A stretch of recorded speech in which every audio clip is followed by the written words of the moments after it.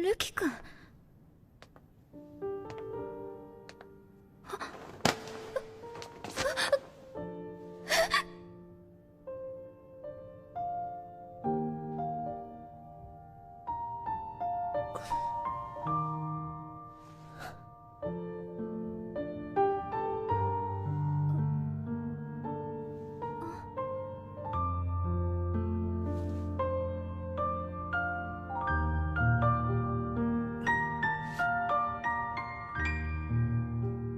ルキ君、どうしたの？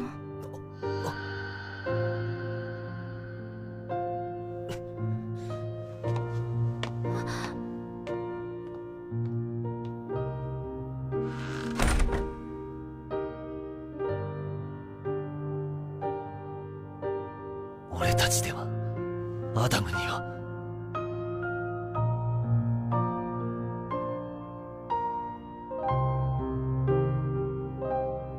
いや、俺たちがアダムになるんだ。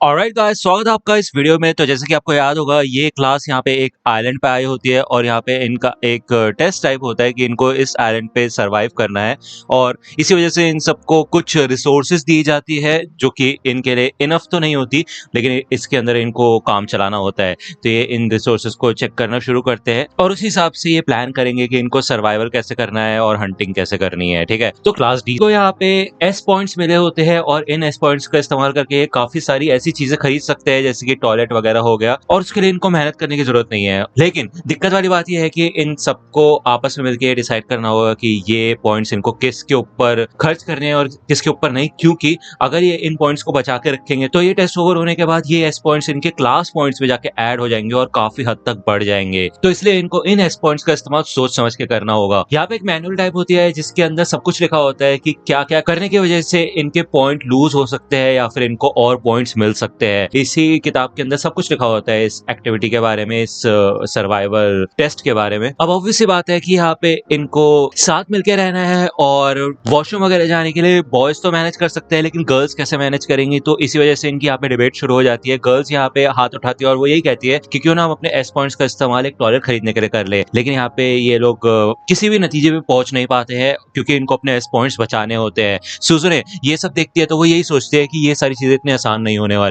तो अब बेसिकली इनको लैंडमार्क्स ढूंढने होते हैं जो कि एक तरीके से सेफ पॉइंट्स होते हैं जहाँ पे जाके ये कैंप भी कर सकते हैं, और इसके बारे में आगे हमें बताया जाएगा। ठीक है, तो ये सब के सब लोग जंगलों में जाते हैं और क्लास डी के 3 बेवकूफ इन ग्रुप का नाम रख दिया गया है। इस ग्रुप में केन, सूडो, ईके और यामाउची होते हैं। ठीक है, ये भी सेम ऑब्जेक्टिव के लिए लैंडमार्क्स ढूंढना शुरू कर देते हैं। यहाँ पे ये थोड़ी देर के लिए रुकते हैं सारे के सारे और इश्यूज डिस्कस करना शुरू करते हैं कि यार वो टॉयलेट वाला जो इशू है। ठीक है, लेकिन अभी के लिए कुछ लोग यही कहते हैं कि अभी हम इसके बारे में भूल जाते हैं और सबसे पहले एक कैंप साइट ढूंढते हैं, वो हमारे लिए भी ज्यादा इंपॉर्टेंट है। ठीक है ना, तो तकरीबन यहाँ पे 9 लोग अपने हाथ उठाते हैं जो कि अपने आप को वॉलंटियर करते हैं और ये 3-3 के अलग अलग ग्रुप्स में बढ़ जाते हैं एक कैंप साइट ढूंढने के लिए। यहाँ पे आयनोको जी के साथ साकुरा और कोइंजी होते हैं, और भाई कोइंजी तो पागलों की तरह भाई जंगलों के पेड़ों के ऊपर कूदता हो जा रहा होता है, गोरिल्ला टाइप बन चुका होता है, या फिर मैं कहूँ ये क्या है वो टार्जन बनने की कोशिश कर रहा होता है ये। और ये इतनी तेज होता है कि आयनोको जी और साकुरा बहुत पीछे रह जाते हैं। ये दोनों यहाँ पे अकेले जब हो जाते हैं तो ये आगे चल के देखते हैं कि इनको एक गुफा दिखाई देती है जो कि एक लैंडमार्क होती है।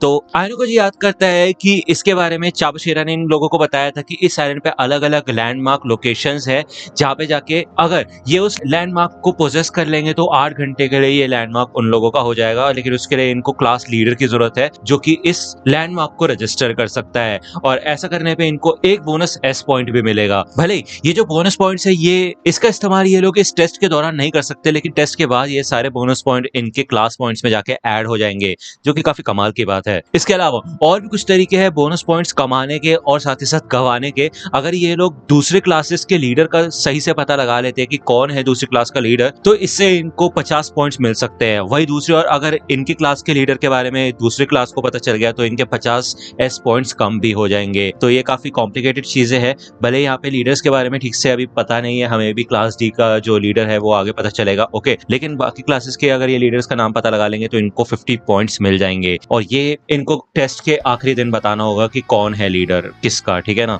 तभी यहाँ पे इस गुफा में से कात्सुरागी और तोत्सुका बाहर निकलते हैं और इसे देख के भाई आयनको जी और साकुरा भाई जल्दी से छुप जाते हैं। कात्सुरागी को यहाँ पे झाड़ियों में से कुछ आवाज आती है तो वो आता है यहाँ पे चेक करने के लिए। वो सोचता है कि यहाँ पे कोई तो है, लेकिन जब वो यहाँ पे आके देखता है तो इधर कोई भी नहीं होता और वो यही कहता है कि चलो फिर यहाँ से निकलते हैं। आयनको जी जब इन दोनों की बातें सुनता है तो उसको काइंड ऑफ थोड़ा बहुत आइडिया लग जाता है कि इस क्लास का लीडर कात्सुरागी है, ठीक है ना। जब ये दोनों यहाँ से चले जाते हैं तो वही हमें दिखाया जाता है आयनको जी ने इधर साकुरा का मुंह बंद कर रखा होता है जिससे कि वो कोई आवाज न निकाले। और भाई साकुरा तो पूरे लाल हो चुकी होती है, उसे काफी शर्म आ रही होती है कि आयनको जी ने उसको पकड़ रखा होता है। जैसे वो यहाँ से हटता है तो भाई साकुरा तो नीचे गिर जाती है, उसकी होश उड़ चुके होते हैं पूरी तरह से। इन दोनों के यहाँ से जाने के बाद आयनको जी और साकुरा इस केव के अंदर आते हैं और ये लोग देखते हैं कि ये केव कैसी है। यहाँ पे एक डिस्प्ले टाइप लगा होता है जिसमें टाइमर चल रहा होता है, जिसका मतलब ये है कि कात्सुरागी ने 8 घंटे के लिए इस केव को प्रिजर्व कर लिया है, ठीक है, जिसकी वजह से उनको एक बोनस एस पॉइंट मिलेगा जो कि काफी अच्छी बात है। ये लोग वापस आते हैं और आयनको जी सुजुने को ये सारी बातें बताता है। दूसरी ओर यहाँ पे हमें सूडो, ईके और यामाउची का सीन दिखाया जाता है जो कि भाई इधर क्लास डी को आके बताते हैं कि उनको एक नदी मिली है जिसमें बिल्कुल साफ पानी है और वो बिल्कुल पास ही है, वो उसके पास अपना एक कैंप साइट बना सकते हैं। अब ये लोग यही सोचते हैं कि इस कैंप साइट को ये प्रिजर्व कैसे करेंगे, रजिस्टर कैसे करेंगे, क्योंकि अभी इन्होंने डिसाइड ही नहीं किया है कि इनके क्लास का लीडर कौन होगा। तो थोड़ी देर बातचीत करने के बाद ये लोग डिसाइड करते हैं कि ये सुजुने को अपना लीडर बनाएंगे और किसी को भी इस बात से कोई प्रॉब्लम नहीं होती है। बट इनको इस बात का भी ध्यान रखना होता है कि बाकी के किसी क्लास वाले को नहीं पता चले कि सुजुने इनके लीडर है, जिस वजह से ये डिसाइड करते हैं कि ये चारों तरफ से इस डिस्प्ले को घेर लेंगे जिससे कि कोई देख ना पाए कि कौन लीडर है और कौन रजिस्ट्रेशन कर रहा है। और इसके बाद यहाँ पे सुजुने 8 घंटे के लिए इस जगह को रजिस्टर कर लेती है। ये लोग पहले ये सोचते हैं कि इस नदी का पानी साफ है या नहीं, इसके बारे में हम कैसे पता लगाएंगे, लेकिन ईके यहाँ पे कंफर्म करता है कि ये नदी काफी साफ पानी की है क्योंकि वो पहले काफी कैंपेन ट्रिप्स कर चुका है और उसको अच्छा खासा एक्सपीरियंस है ये पता लगाने का कि साफ पानी और गंदा पानी कैसा होता है। ये लोग यहाँ पे कैंप लगाना शुरू करते हैं और आयनको जी, यामाउची और साकुरा इधर लकड़ी इकट्ठे करने के लिए जाते हैं आग जलाने के लिए। जब ये लोग यहाँ पे इस फॉरेस्ट में आते हैं तो ये देखते हैं कि इधर इबुकी होती है और वो काफी ज्यादा घायल होती है। अब इबुकी आपको याद ही होगा कि पहले कात्सुरागी ने उसके ऊपर हमला किया था, उसको मार के नीचे गिरा दिया था और एक क्लास सी की एक स्टूडेंट है, ठीक है ना। तो ये लोग डिसाइड करते हैं कि ये इबुकी को अपने साथ लेके जाएंगे अपने कैंप में, क्योंकि यहाँ पे उसका रहना बिल्कुल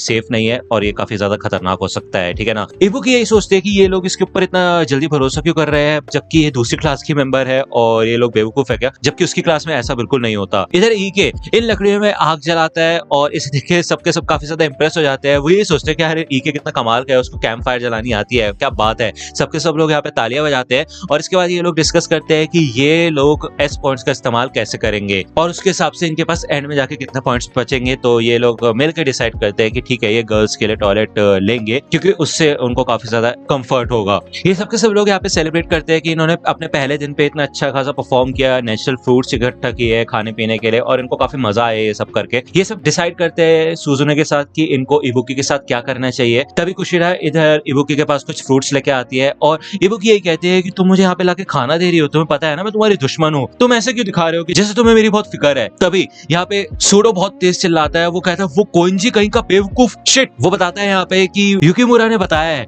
कि कोइंजी की तबीयत थोड़ी खराब है इसलिए वो बोट पे वापस चला गया है, जिसकी वजह से यार यहाँ पे इनके 30 एस पॉइंट्स माइनस हो जाएंगे। ये रूल है इनका, ठीक है, कि अगर किसी भी मेंबर की तबीयत खराब होती है, किसी भी स्टूडेंट की तबीयत खराब होती है, फिर उसके साथ कुछ हो जाता है तो उसकी मेडिकल ट्रीटमेंट के लिए 30 एस पॉइंट्स माइनस हो जाएंगे, साथ ही साथ वो डिस्क्वालीफाई टाइप हो जाएगा, ठीक है। दूसरी ओर यहाँ पे मैं कोइंजी का सीन दिखाया जाता है जो कि भाई मेरे को बिल्कुल भी बीमार नहीं लग रहा होता, भाई मजे काट रहा होता है, वो पागल हो चुका होता है। इधर वो शिप की एंकर चेन से ऊपर चढ़ रहा होता है और भाई कहता है मैं तो एकदम चांद की तरह खूबसूरत हूँ, कितना कमाल है। अबे भाई क्या यार, यहाँ पे उनके पॉइंट्स वगैरह माइनस हो रहे हैं, इस बंदे को बिल्कुल भी इंटरेस्ट नहीं है इस क्लास से और मेरे को ऐसा लगता है इसको निकाल देना चाहिए, ठीक है ना। एनीवे ये मेरा ओपिनियन है। अभी नेक्स्ट एपिसोड यार जल्दी से जल्दी लाने की कोशिश करूंगा, ओके डोंट वरी। मुझे पता है थोड़ा डिले हो रहा है बट ट्राई टू अंडरस्टैंड। मिलता हूं आपसे अगली वीडियो में, तब तक के लिए गुड बाय। तो दोस्तों आज की वीडियो के लिए सिर्फ इतना।